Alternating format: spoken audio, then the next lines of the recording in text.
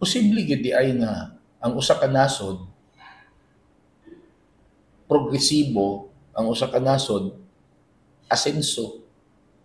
Pero um, kanang peaceful, in order, tapos limpyo, unya the environment is well taken care of.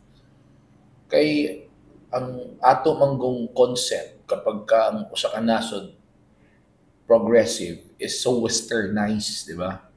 Like for example, sa Amerika, daghan crimes, medyo gubot, tapos gipamputol ang mga kahoy para butangan og mga buildings. Mo na siya ang concept, westernized concept nato sa kanang progressive country nga maoy gaka-adapt yun sa Pilipinas, mga kaistorya,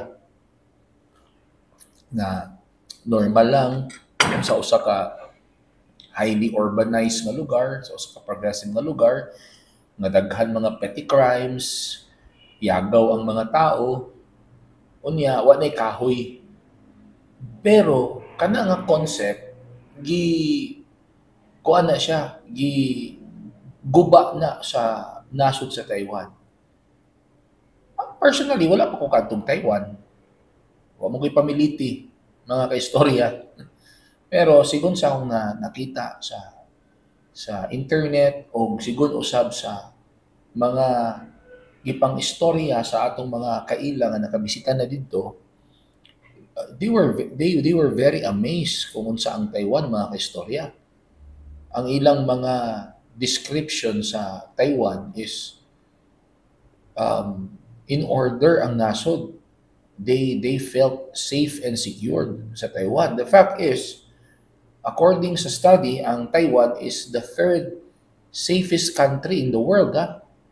Take note of that, the third safest country of the world. And yet Taiwan is very progressive. Taiwan is a rich country, mga istorya. Wa kay makita dito nga mga dalan nga according sa mga giingon sa mga nakaadto, wala di ka kitag dalan dito nga gibangag-bangagan, unya dugay maayo. Di ka kita ditong traffic light nga pundido. Tapos bisan og gabii, bisan pagkadlawon, ga-follow gihapon ang mga drivers dito ga-follow sa traffic rules. Even if walay gaman nga traffic enforcers. So yun na sila kadisiplinado, mga kaistorya. O usa gyud sa nakapa unique, no, nakapa-tsada sa Taiwan kay they are progressive. Taiwan is a rich country, pero daghan kay sila kahoy, mga istorya. Daghan sila kahoy. Utruhon ako, daghan sila kahoy. Samantala dito sa atua, diri sa atos Pilipinas, gipamputol ang mga kahoy kay gipulihan og mga apartments, condominiums, malls, eskwelahan. Gipampulihan og mga balay, gipampulihan mga buildings. Nganong nabuhat mo na sa Taiwan? Nganong nabuhat man nila nga mahimo silang dato, mahimo silang progressive country, pero ang ilang environment na preserve nila. Usa sa akong istorya dito, mga kaistorya, ang usa sa iyang mga comments, ang Taiwan, daghan kuno kaayong mga kahoy. Daghan kaayong mga kahoy.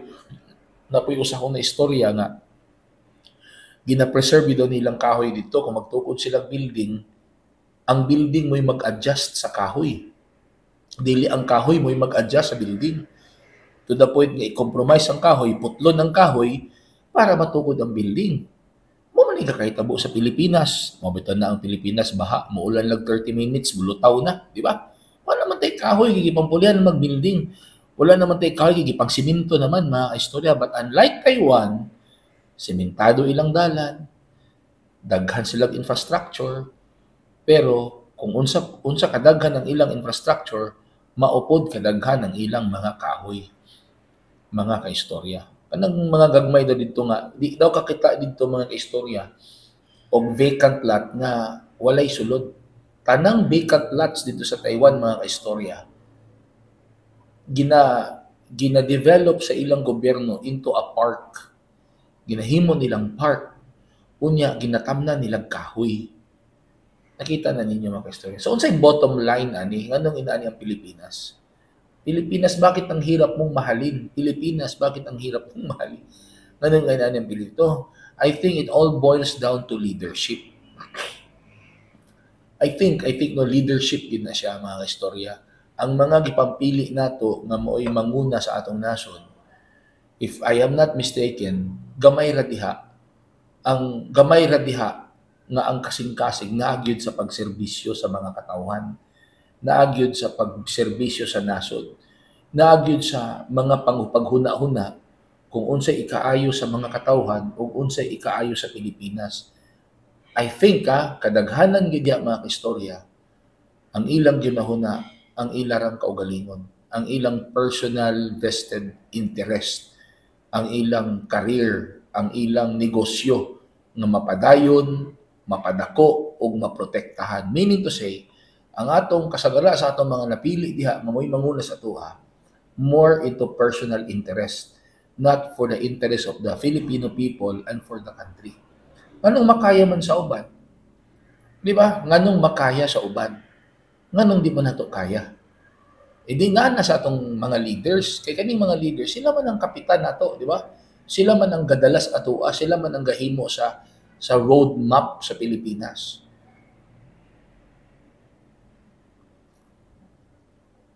So, unsa yung may istorya mga kaistorya sa atong isbutan karon, please write your comments below and please don't forget to subscribe on my YouTube channel, Mag-Istorya Ta Infovlogs, and my TikTok account and FB page, Mag-Istorya Ta Infovlogs. Don't forget to follow. Thank you. This program is brought to you by Genesis Organic Spirulina, ang dekalidad na spirulina ng bayan. Available online at sa mga Mercury drugstores and pharmacies nationwide.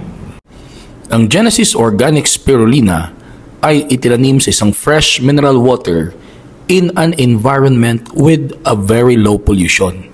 Marami itong mga nutritional contents na kailangan ng ating katawan. Ito ay organic at hindi synthetic, kaya walang side effects. Genesis Organic Spirulina, mabibili online at sa mga Mercury drugstores and pharmacies nationwide. Genesis Organic Spirulina, ang dekalidad na spirulina ng bayan.